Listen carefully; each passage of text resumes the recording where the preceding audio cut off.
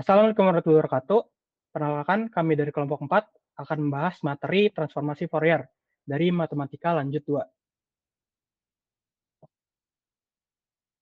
Kelompok kami terdiri dari yang saya sendiri, pertama, Wiradagasan Prasetyo, dan teman saya, Rahmat Santoso.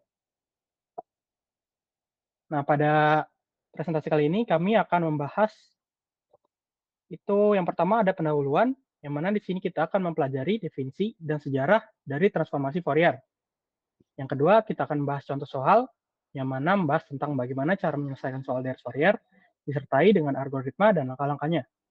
Yang ketiga, ada sifat-sifat dan penerapannya, yang mana membahas sifat-sifat transformasi Fourier dan penerapannya dalam kehidupan sehari-hari. Yang terakhir, kita akan mengukus dengan kesimpulan, yang mana kita akan memberikan keseluruhan materi yang telah kita bahas sebelumnya. Lanjut, ada pendahuluan, latar belakang. Transformasi Fourier dinamakan atas Joseph Fourier pada awal abad ke-19. Transformasi Fourier memungkinkan analisis sinyal dalam domain frekuensi, yang mana memecah sinyal kompleks menjadi komponen frekuensi individual. Ini tidak hanya mempermudah analisis sinyal, tetapi juga membuka pintu bagi berbagai aplikasi praktis, mulai dari pemrosesan gambar dan audio hingga penginderaan medis dan komunikasi nirkabel. Lanjut, kita akan membahas sejarah perkembangan dari transformasi Fourier.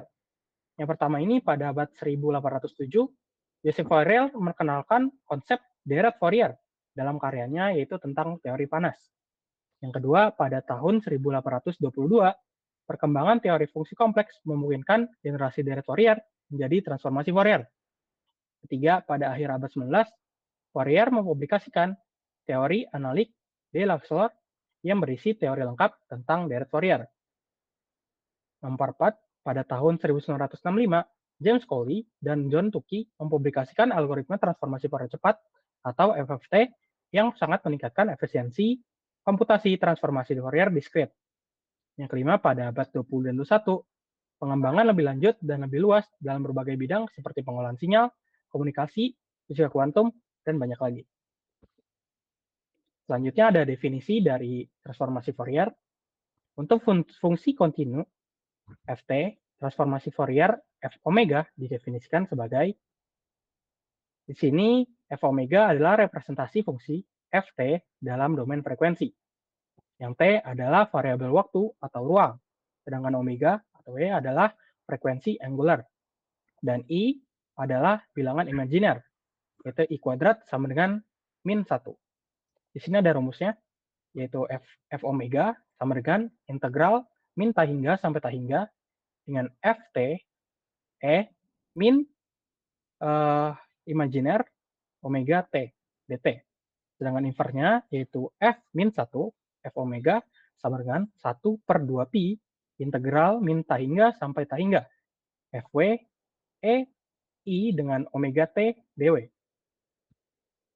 Lanjut ada sifat-sifat dari transformasi Fourier. Yang pertama itu ada linearitas, yang mana transformasi Fourier bersifat linear, atau artinya jika Ft dan Gt adalah dua buah fungsi dengan transformasi Fourier masing-masing F omega dan G omega, maka konstanta A dan B adalah sebagai berikut, yaitu F AFT plus BGT sama dengan AF omega plus BG omega.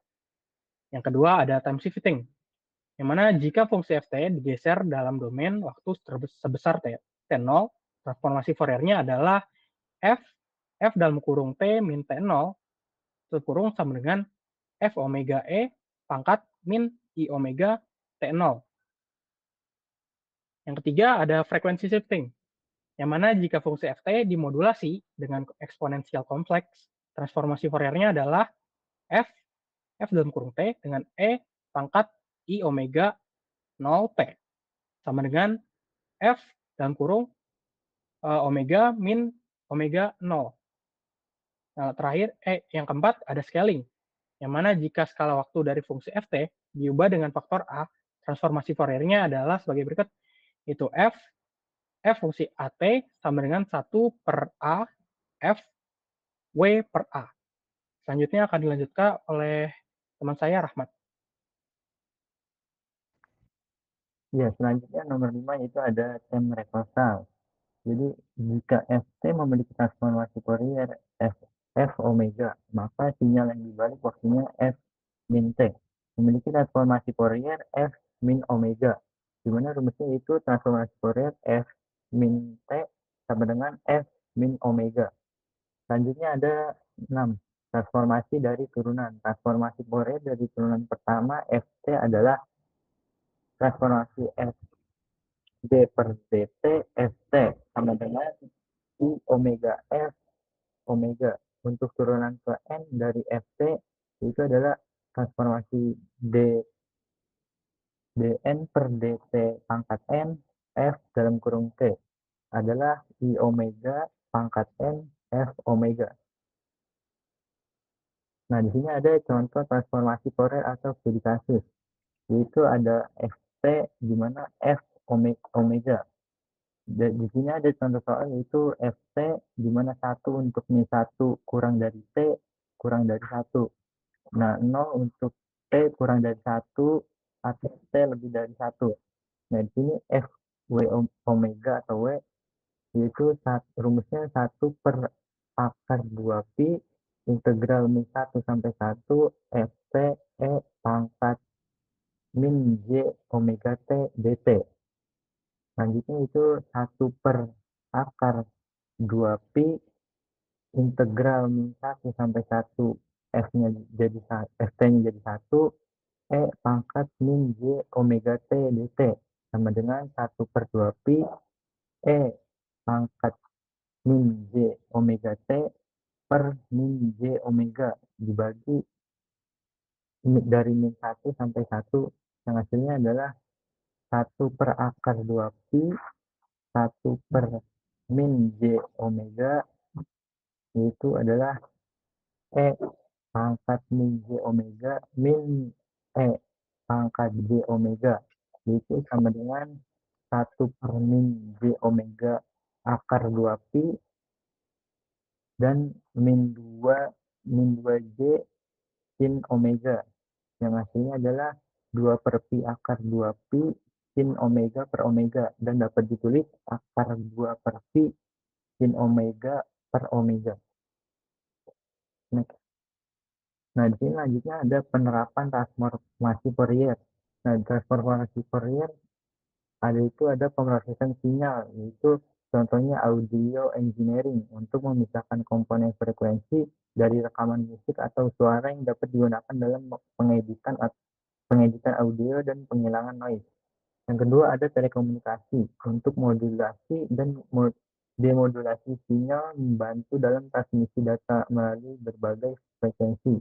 Yang kedua ada pemrosesan gambar, kompresi contohnya, seperti JPEG yang menggunakan Discrete Fourier Transform atau DFT untuk mempresi gambar dengan menghapus frekuensi yang tidak penting. Yang kedua yaitu ada filtering untuk menghilangkan noise atau menyoroti fitur tertentu dalam gambar. Lalu kesimpulan dari transformasi Fourier sendiri yaitu memiliki peran yang sangat penting. Istilah ini merujuk pada teknik matematika yang digunakan untuk mengubah sinyal waktu menjadi sinyal frekuensi. Transformasi Fourier digunakan untuk menganalisis data dalam bentuk sinyal seperti suara atau gambar dan mengidentifikasi pola atau fitur yang terkandung di dalamnya. Hal ini memungkinkan untuk memproses data dengan lebih efektif dan akurat, serta menghasilkan hasil yang lebih baik dalam tugas seperti pengenalan suara atau pengenalan wajah. Dengan demikian, transformasi Fourier menjadi salah satu teknik penting dalam pengembangan dan terus menjadi fokus penelitian di bidang ini. Ya, itu saja dari kelompok kami. Kurang lebihnya mohon maaf. Assalamualaikum warahmatullahi wabarakatuh.